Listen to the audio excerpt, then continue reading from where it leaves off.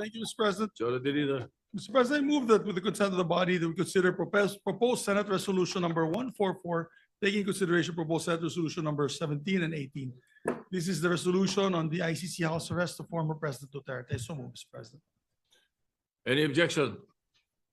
Hearing none, consideration of proposed Senate Resolution 144, taking into consideration number 17 and 18 is now in order. Secretary is directed to read the title of the resolution. Resolution expressing the sense of the Senate requesting the International Criminal Court to hold former President Rodrigo Roa Duterte under house arrest for humanitarian considerations. Majority Leader. Thank you, Mr. President. May we recognize our distinguished minority floor leader, Senator Alan Peter Compañero Cayetano, to sponsor the measure. Senator, the Minority Leader, Senator Alan Cayetano is recognized. Thank you, Mr. President. Mr. President, allow me to just say some words that is personal to me as a person, as a Christian, as a Filipino, as a senator of this republic. I remember, Mr. President, na pinag-uusapan kasi yung smuggling ng bigas at nandito po si then Mayor Duterte. In fact, dun muna siya naghintay sa kwarto ni Senator Pia. And in the course of their conversation, tinawag nila ako, we joined. Then may nasabi si Mayor Duterte doon that caught my ear, no? So, sabi niya, Pia, Senator, formal siya, sabi niya, Senators, Senator Pia, Senator Alan, how I deal with criminals in Davao, I take responsibility, and one day, before God, I have to account. Not exact words, but basically ang sinasabi niya, nung na-elect siya, he has to take responsibility, and he knows there is an accounting. Few years later, September 29, 2015, hindi ko po makalimutan, lumipad po ako Davao. I asked him if he's running for president, and I asked him if I could join him. He took a piece of paper, he drew yung mga graduate ng PMA, police, and then pag nagiging colonel, nagiging militar, and then he started talking about corruption and how drugs corrupted the law enforcement, and then how it will spread sa judges, sa politicians, etc. No? Long story short, after that night, instead of asking him to run, sabi niya hindi siya tatakbo, or instead of asking him if I could run as his vice president, lumabas na lang sa bibig ko na if you run, I will be for you. If you choose me, I will campaign with you. If you don't choose me, I am now committed to you. And as we say, the rest is history. There's a lot of things that we have to account for. There's a lot of truths that have to be uncovered on the part of those who are pro-Duterte. There's a firm belief that it was to protect the human rights of all Filipinos, especially against the menace of drugs. On the side of some human rights activists, tingin nila this is some deranged maniac who just wants to kill everyone. So yun yung extremes. But I remember, I think a year, 2 years ago, I met a pastor, nagkwekwentuhan kami. Then he said a prayer, then he told me, you know, Alan, God wants you to know that Duterte is not as good as how his supporters describe him to be. But he is also not as bad as how his detractors want him to be or describe him to be. The point is, Mr. President, we can go back and forth about history, but the wheels of justice is moving, whether here in the country or in the ICC. Having said that, I know 3 things. 1, you are presumed innocent until you're proven guilty. And all human rights activists will say, yung tunay ha, hindi yung nagkukunwari na human rights activist. Ang sasabihin po, yung humanitarian treatment. Meron po kasing nagsasabing human rights activist pero siya, bakit siya? Hindi niya binigyan ng due process at pinatay niya. I can't help but remember people like Rene Sagisag who stood tall here in the Senate na kahit anong baho nung kaso o nung issue, pagtingin niya dapat may magtanggol, pagtatanggol niya. Di ba? Kasi sabi niya, they deserve a lawyer. No matter how you think they're guilty, etc. So there are a lot of human rights activists we should and we can and we should pay tribute to. But my point is this: it is not against the tenets of human rights to allow any person, especially a former president of the country, to be under house arrest or to be under a country supervised under ICI, especially in the condition of President Duterte, who is 80 years old, who is, well, at least when he was brought there, he was mentally strong. I don't really know how he is now. Pero, Mr. President, I mean, tayo, magkakasama tayo nung pandemic. You were Senate President, I was Speaker, Senate Majority Leader, was Majority Leader. Grabe po yung lungkot nung sa bahay, opisina ka lang. We were still holding office, pero can you imagine how President Duterte is coping now? So I'll oversimplify the resolution, and I know members of the Senate, especially the minority, will also speak. No, most of us here served with President Duterte, regardless whether we're always in agreement, disagreement with him. I wasn't always in agreement with him. No, but having said that, Mr. President, ang appeal lang po is humanitarian treatment, and ang appeal po is that we do it as a country. So first step ang Senate, but I'll use this podium to appeal to Malacanang. Might disagree very much with the Dutertes now, with all his children or most of his children, with some of his grandchildren, with people who claim to be Duterte diehard supporters. But again, balik tayo sa humanitarian.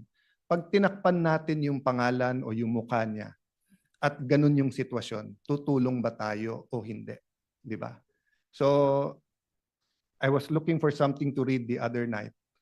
Nabuksan ko po yung isang libro saying, hindi bago nung sinabi ng Panginoon Jesucristo, love your enemies, pray for them, pray for people who prosecute you. Sabi sa Leviticus pa lang, nandun na yon. So I guess part of our struggle as a people is, how to deal with each other when we disagree politically. And again, hindi ko po binababa yung temperature. Human rights is important. All these issues should be threshed out, and it will be threshed out in the ICC. Di ba? May ICI ka na dito, may ICC ka doon. So, but one thing we don't want to do, is to see the former president suffer as if it is a punishment when he has not been convicted. So, Mr. President, this is not only for him, but it is for us as a nation. I cannot imagine what the country will do if something, I don't want to say it, but if something happens with him in the detention center at wala man tayong ginawa. So I'd like to thank you, Mr. President, the Majority Leader. I'd like to thank our colleagues that we took this up today, but I'd like to appeal to the palace na pag-aralan din nila. Just on that humanitarian. Huwag nyo nang pansinin lahat ng tumitira o nagsasabi sa inyo o sa politika. Ang punto dito, he's a citizen of our country, he's 80 years old, he needs medical attention, he needs his family, he needs people to talk to. So thank you for this opportunity, Mr. President, and may I defer naman to the Majority Leader who will also sponsor this measure. Thank you, Mr. President. Majority Leader, Thank you, Mr. President. May I be allowed to just co-sponsor the measure? If I may. proceed. Thank you, Mr. President. Mr. President, yung akin dito hindi politika. Hindi na politika po. Whether I'm administration or on the other side, I'm for the country, you know that. I'm for the Senate. I believe in the Senate. And I believe the leaders of the Senate, the leadership of the Senate, and of course the leaders of our country. We want our country to move forward. But out of humanitarian concerns, I have a father, Mr. President, who's 85 years old. He might be listening right now, as a matter of fact. And as 85 years old, he has to be assisted. Because once you're over 80 years old, po, your balance, you have a problem with your balance. I see that with my father and my mother that has to be assisted. She's 82. Mr. President, yung tatay ko may medyo hindi na early stage dementia kasi minsan nakakalimot na rin siya sa mga anak niya. At talagang pag ganun ang stage, pati gamot nakakalimutan niya. So imagine you have a leader, former leader of the president, on isolation in that area na not assisted, talagang madideteriorate yung tao, Mr. President. We accord in the Philippine law accords persons of or detainees, persons deprived of liberty, a chance to see their family, a chance to even get visitors from not just family members but also other members of their circle.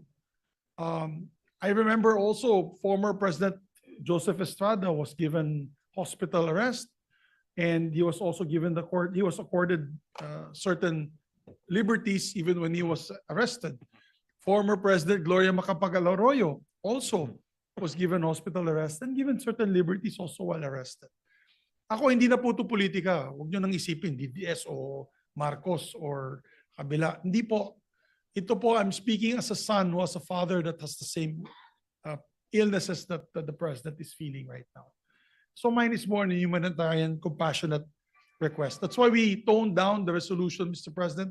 Ginawa ko na lang po one-page resolution, just showing in view of his age and deteriorating health, asking the ICC, we're just appealing to the ICC to allow it within the rules. It's allowed within the rules. As a matter of fact, there has been instances in the past that they granted this kind of privilege to persons with deprived of liberty. So yun lamang po, Mr. President. I don't want to belate the point any further. Hindi po ito politika, hindi dahil ganito ganyan. Walang political color to. It's just for humanitarian reasons, Mr. President. I know some of the families who are victims who would probably be angry at me, and I understand that. Pero yung akin siguro, if the position was done on anybody, sabi nga ni Senator Alan, may it be anyone, as a Filipino citizen, deprived of liberty abroad, we always grant help that we can.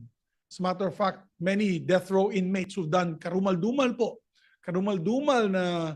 na krimen sa ibang bansa na Pilipino ay binibigyan po natin ng legal assistance. And also, we try to push for their clemency. As a matter of fact, marami pong binigyan ng clemency in Middle East countries requested by the President. So, yun lamang po, Mr. President. And maraming salamat sa ating mga kapatid na nakikinig po sa akin na yun. Mr. President, to co-sponsor the measure, we'd like to also recognize on the line of sponsorship, we have Senator Bato de la Rosa, Senator Bongo, Senator Robin Hood Padilla, and Senator Jingoy Estrada. May we recognize, Mr. President, Senator Ronald Bato de la Rosa. Senator Ronald De La Rosa is recognized. Thank you, Mr. President. Habang ako'y nag-aaral sa PMA, yung aking tatay ay nilapitan ng mga NPA. At siya ay hinimok na ako ay pahintuin sa PMA para sumali sa NPA. Hindi sumunod ang aking tatay sa kagustuhan ng NPA. Instead, nagpadala sa akin ng telegrama yung aking tatay from Batu, Santa Cruz, Davao del Sur, telegrama, nakarating sa PMA Port del Pilar, Baguio City. Ang laman ng kanyang telegrama ay nakasaad doon, huwag kang mag-resign sa PMA, bahala na kung ako'y patayin ng NPA kasi ikaw lang ang pag-asa ng iyong mga kapatid na makapag-aral. So hindi ako nag-resign, nagalit ang NPA, hinanting ang aking tatay. Nung araw na patayin na sana ang aking tatay ng mga NPA, napansin ng aking kapatid na babae na 12 years old, na palapit na yung mga armado sa aking tatay. Habang ang aking tatay ay nagmamaniho ng tricycle, papunta sa amin, mag-parking, palapit na yung mga NPA para tirahin na siya, naglupasay yung aking kapatid na babae dahil alam niya na may mangyari sa tatay namin. Napansin ng tatay ko, kaya sumibat ang aking tatay. Kinabukasan, buong pamilya sumakay ng barko doon sa Davao Pier.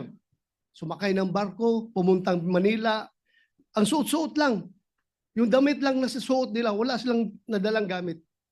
Pagdating dito sa Manila, sila'y nakitira dyan sa squatters area, sa may barangay Butukan, Project 2, Quezon City. Sa likuran lang ng Quezon City Police District. Pagkatapos, kami ay lumipat na doon sa squatters area pa rin, sa may Batasan, Quezon City. Noong ako'y graduate ng PMA, assign ako sa Davao at nagkataon na yung aking tatay ay nagkasakit.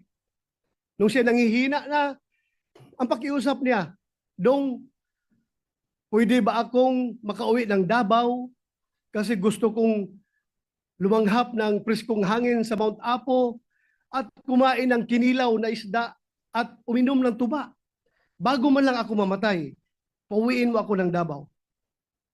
Sabi ko, Tay, hindi ka pwedeng umuwi dahil hanggang ngayon hinahanting ka pa ng NPA sa galit niya sa iyo. At kung uuwi ka, hindi kita mabantayan. Dahil busy ako, nasa bundok ako ng Surigao, bundok ng Davao, nag-ooperate ako, naghahanap ng NPA. Ang trabaho ko, hindi kita maalagaan, hindi kita mabantayan. Namatay siya na hindi nakauwi ng Davao. Inuwi namin siya na bangkay na sa Davao. Napakalaki na pagsisisi ko. Sabi ko sana, nakauwi man lang siyang buhay. Ngayon, Mr. President, alam ko, kahit na wala akong direktang komunikasyon kay Pangulong Duterte, alam ko, deep inside my heart, bilang aking pangalawang ama, si Pangulong Duterte, alam ko deep inside my heart na the same message ang gusto niyang iparating sa akin. Bato, pauwiin mo na ako sa Davao para makakain ako ng munggo. Makakain ako ng inuuna na isda. Kaya, pag aking pakiusap ngayon sa ating mga kasamahan sa bulwagang ito, na sana, hindi pa huli ang lahat. Hindi pa huli ang lahat, na sana tayo magkakaisa. Kung mabigat man sa kalooban ninyo, ako'y nakikiusap. Na sana, isang tabi muna natin ang politika at ating paghariin sa ating puso ang ating pagiging Pilipino. Na kung saan nakaukit sa ating kultura at sa ating tradisyon ang pagmamahal, pagrespeto, pag-aruga sa mga matatanda, sa may mga sakit, at sa mga mahihina. Yan po ngayon si Pangulong Duterte. He is old, he is sick, and he is very weak. Very weak na hindi na siya makatayo. Hirap na siya makatayo ngayon. Kaya ako pinakiusap sa inyo na sana bago huli ang lahat. Alam ko suntok sa buwan itong ating pinapasa na resolution, Mr. President. ICC is beyond our control. Pero at least nakikiusap man lang tayo. Bago man lang pumanaw si Pangulong Duterte, bago man lang siya mamatay, sana maramdaman niya na somehow merong isang sangay o isang sanga ng gobyerno, partikular ang Senado, na nag-iisip na siya ay sana makauwi at mailagay sa house arrest. Yun lang po aking pakiusap, Ginoong Pangulo. Sana suportahan natin ang resolusyon na ito. Maraming salamat at magandang hapon sa ating lahat. Majority Leader. Thank you, Mr. President. Next to sponsor the measure, Senator Robin Hood Padilla, Mr. President. Senator Robin Padilla is recognized. Maraming salamat po, Ginoong Pangulo, at sa ating pinunong mayorya.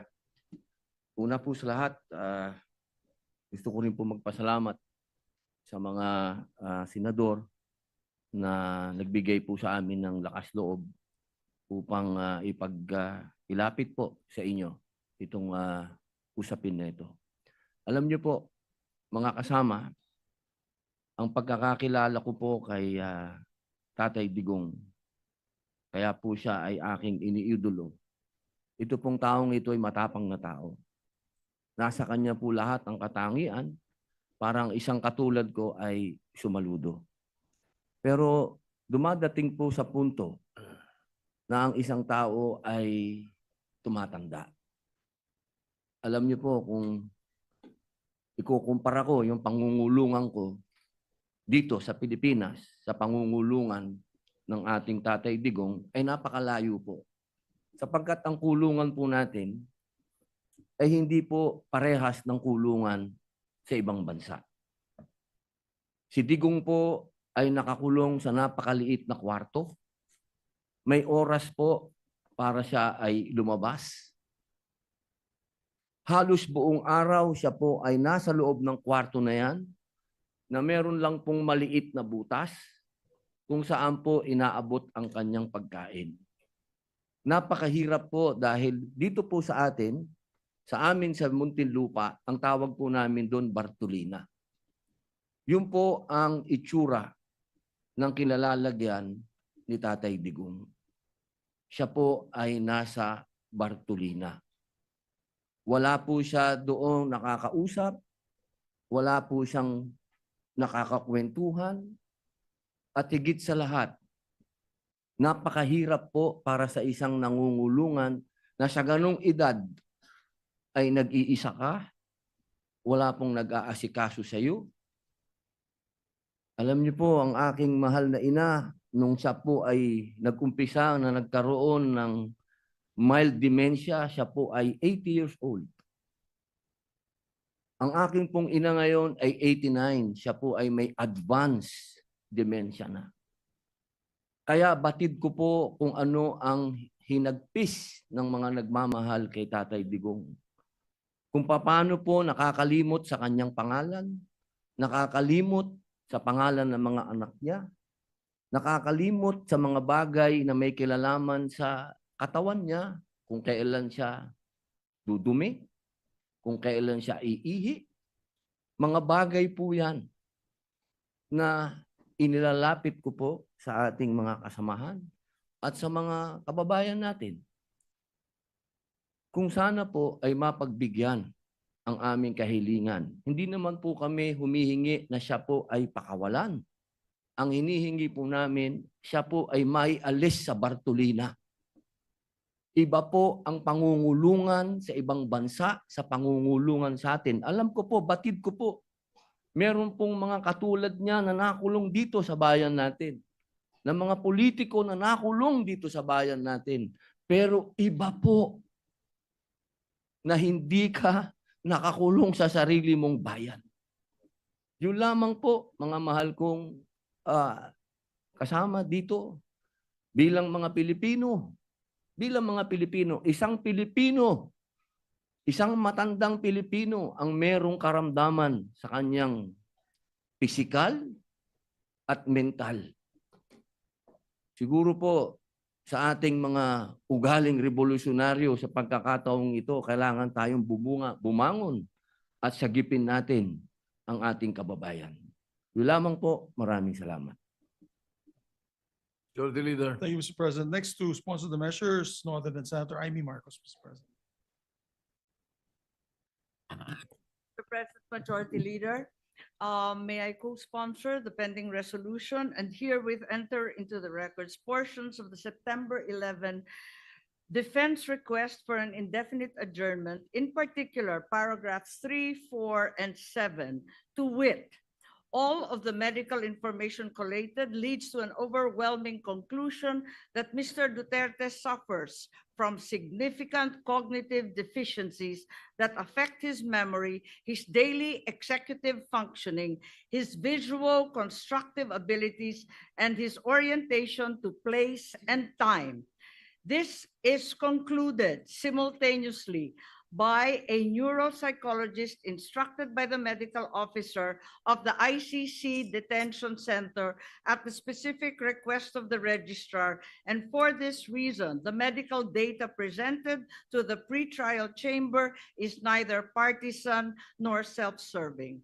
For the reasons cited above, therefore, I seek your kind humanitarian consideration and a sense of judicial mercy, and urge that we plead for house arrest. Thank you. Thank you, Mr. President. Mr. President, Yes, Majority Leader. next to sponsor Senator Jinggoy Ejercito Estrada. Mr. President. Senator Jingo Estrada is recognized. Thank you, Mr. President.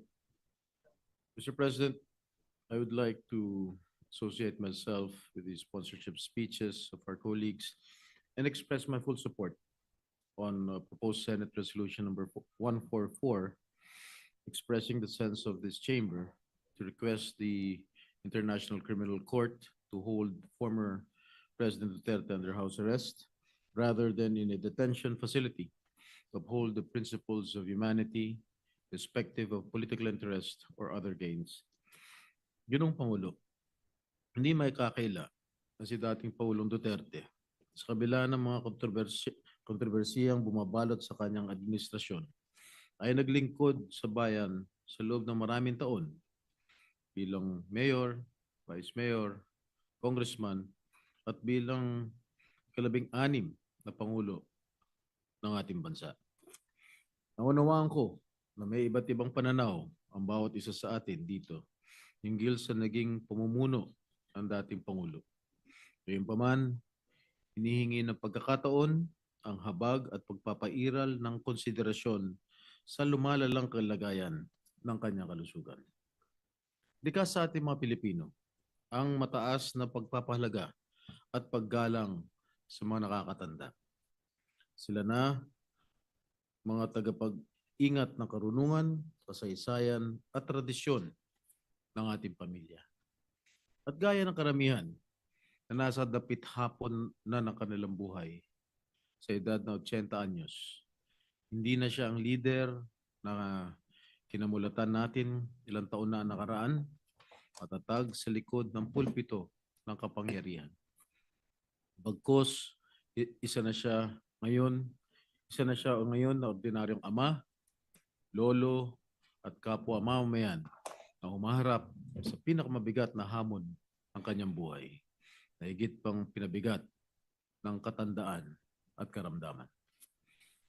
Kaya't hinihiling ko sa aking mga kasamahan, ilang mga senador ng sambayan ng Pilipino, kasama na rin ang ating mga kasamahan na sila Senator Risa, Senator Kiko, Senator Bam, na pairalin natin ang pag-unawa, pagbibigay halaga sa kalusugan at dignidad na nakatatanda, lalo na may dinadalang karamdaman. Ang pagpapasyang ito ay hindi nangangahulugan ng paglimot o pag-absuelto sa mga ipinupukol sa dating Pangulo. Pagkus ay pagbibigay ng pagkakataon na makapamuhay siya sa ilalim ng makataong kondisyon habang dinidinig ang kanyang mga kaso. Naway manaig ang ating pagkakaisa, lasakit at pagiging makatao. Dahil higit sa lahat, siya ay isa ring kapwa Pilipino. Sabi nga ng aking ama, dating Pangulong Estrada, walang tutulong sa Pilipino kundi kapwa Pilipino. Maraming salamat po, Ginoong Pangulo. Majority Leader. Thank you, Mr. President. Last but not least, to sponsor the measure, Senator Rodante Marcoleta. Senator Dante Marcoleta is recognized.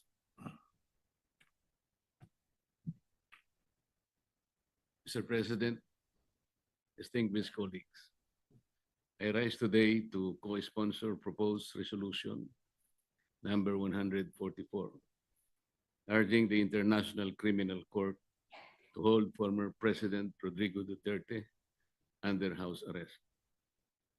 Nais ko pong linawin na tayo ay hindi humihingi ng kalayaan mula sa proseso. Hindi rin po ito pag-uusga sa merito o katotohanan ng mga kaso laban kay dating Pangulong Duterte. Ang panawagan lamang natin ay para sa isang makataong konsiderasyon. That he be allowed to be placed under house arrest given his age and frail medical condition. Mr. President, justice must never be devoid of compassion. Accountability may be demanded, trials may proceed, but at no point should our humanity be surrendered. If the ICC truly claims to uphold the dignity of every human person, then it must not deny this humanitarian plea. Thank you, Mr. President. President, Majority Leader. yes, I'm stand corrected. Senator Joel Villanueva would like to also. Senator give us- Joel Villanueva is recognized. Thank you, Mr. President. Thank you, Majority Leader. Mr. President, please allow me to express my deepest thanks and gratitude to my colleagues in the minority bloc for pushing for this resolution that I am supporting, Mr. President. Mr. President, I am in favor of this resolution which respectfully urges the International Criminal Court to consider placing our former president, Rodrigo Duterte, under house arrest on humanitarian grounds.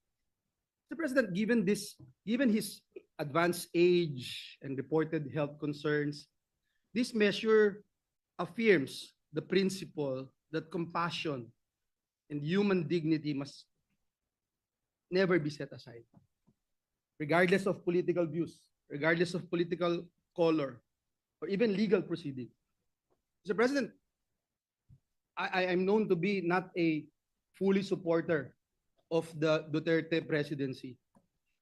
I have been the chairperson of the Senate Committee on Labor for quite a long time. And during that time, magkasama po yung migrant workers at Committee on Labor. And every time we hear somebody, a kababayan, ano man yung dahilan na nakulong siya, na aresto sa ibang bansa, ang lagi po nating inisyal na pagkilos ay tulungan yung kababayan nating ibalik sa Pilipinas. Ibalik sa Pilipinas, dito siya litisin, masiguro na napuprotektahan yung kanyang karapatang pantao. Yun ho yung lagi, unang-unang ginagawa po natin. Nakakalungkot po itong mga nangyari. Agree man tayo o hindi sa pagpapadala sa ICC kay Pangulong Duterte. Mr. President, hindi po layunin ng resolusyon na ito na hadlangan ng proseso. Hadlangan ng proseso ng batas, hindi po layunin. Hindi rin po layunin na magsabi kung siya po ay may sala o wala. Ang panawagan po ng resolusyon na ito ay para sa isang makataong pagtrato. Isang paglapit na nagpapakita na ang hustisya ay maaari pong isabuhay ng may habag at malasakit. This representation, Mr. President, recognizes the national sentiments expressed in these two resolutions, Senate Resolution number 17 and 18. Gayunpaman, Ginoong Pangulo, naniniwala po ang kinatawan na ito na ang resolusyon na ito ay naghahangad na makamit o ma-strike yung balance, Mr. President, sa pagitan po ng paggalang sa mga international na proseso ng batas at ang pagtatanggol sa makataong pagtrato sa isang kapwa Pilipino, anuman po ang kanyang dating posisyon. Naniniwala po ang representasyon na ito, Mr. President, na ang hustisya ay dapat ipaglaban. Pero hindi kailanman kapalit ang ating pagiging isang makataong lipunan. Maraming salamat, Ginoong Pangulo. Majority Leader. With that, Mr. President, there are requests from some colleagues that we make it nominal voting. Some would like to vote one way or the other, Mr. President. We'll respect that. And I just ask that if there's an explanation, we can do it after the vote, Mr. President. So I move that You are yes, seeking a nominal vote for the and the resolution, explanation of the votes would be given after, Mr. President. after the voting? Yes, Mr. President, if they want, if they wish to. Well, what if we would want to explain our vote? You before- may, Mr. President. It's, of course, it was just an appeal, but you may. Usually by tradition, we do it after, but if you want to do it while you vote, Mr. President, then we will, of course. Sometimes the accede vote to that the we make, President. because sometimes the vote that we make, the explanation is no longer listened to, Yes, Mr. you President. know? I understand. So that might be able to Yes, Mr. President. explain to the people, the public and the colleagues why you are voting for that particular or your choice or decision on this vote. Yes, Mr. President. So is there no period of interpolation? No more in period of amendments? No more, Mr. President. So this is the PS Resolution 144, 144, Mr. President. which you drafted Yes, and Mr. President. different from the other resolution, the original Yes, resolution Mr. filed? President. This is for me, this would have been the best compromise where we're focusing only on the humanitarian issue at hand. Mr. President. All right. So move. So, any objection? Hearing none, the secretary will conduct a roll call, nominal voting, roll call vote. Roll call vote. Senator Aquino. Senator Cayetano Alan. Senator Cayetano Pia. Senator De La Rosa. Senator Ejercito. Senator Escudero. Senator Estrada. Senator Gatchalian. Senator Go. Senator Ontiveros. Yes, proceed. Senator Lacson. Thank you, Mr. President. If only for purely humanitarian consideration and for a fellow Filipino who is incarcerated in a foreign land, hindi na po bale na siya ay tunuring kong kaibigan nung siya ay mayor pa ng Davao City. Hindi na po bale na kami nagkakasagutan madalas nung siya ay naging pangulo sa mga isyu ng polisiya tungkol sa katiwalian, tungkol sa kanyang pulisya sa paglaban sa droga. Hindi na po bali lahat yun. Sa akin lang po, for a fellow Filipino na nando sa napakalayong lugar at nakakulong, I vote yes or in favor of resolution number 144. Thank you, Mr. President. Senator Tulfo Erwin.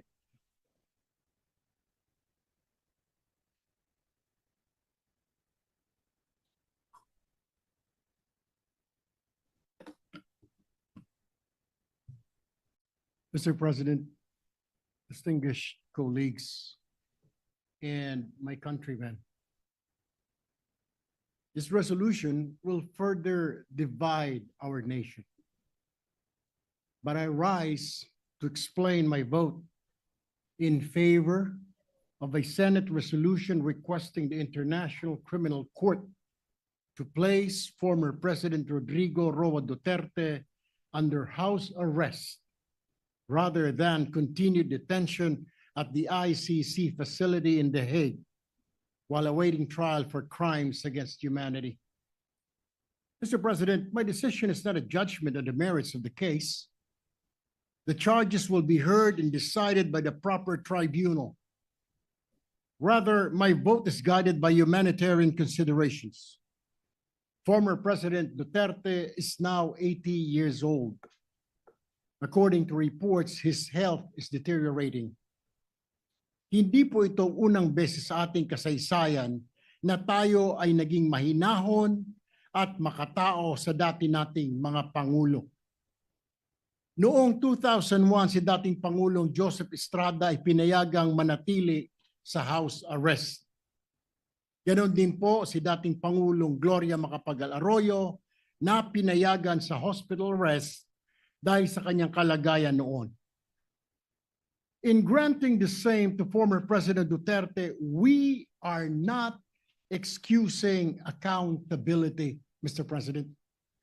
As a nation that values compassion and respect for human dignity, kahit pa po sa mga akusado, we must show the world that justice is not driven by vengeance, but by fairness and humanity. Hindi po natin hinihingi ni walang sala siya sa kanyang mga nagawa.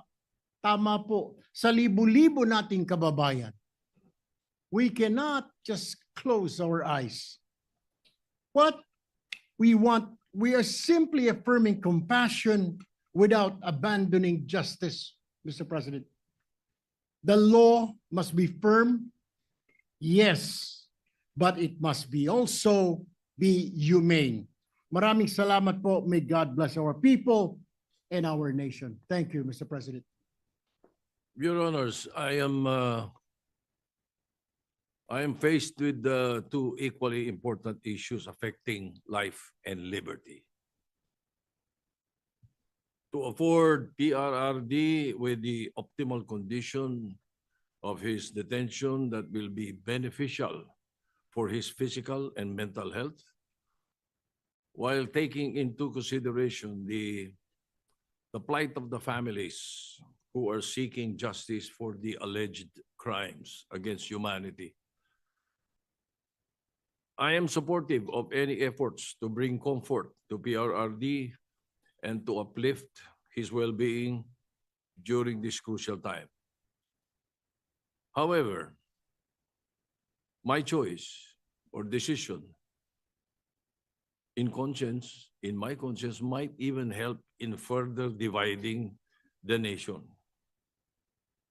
Therefore, I register an abstention. Thank you, Mr. President. When we get the result of the vote, Mr. President.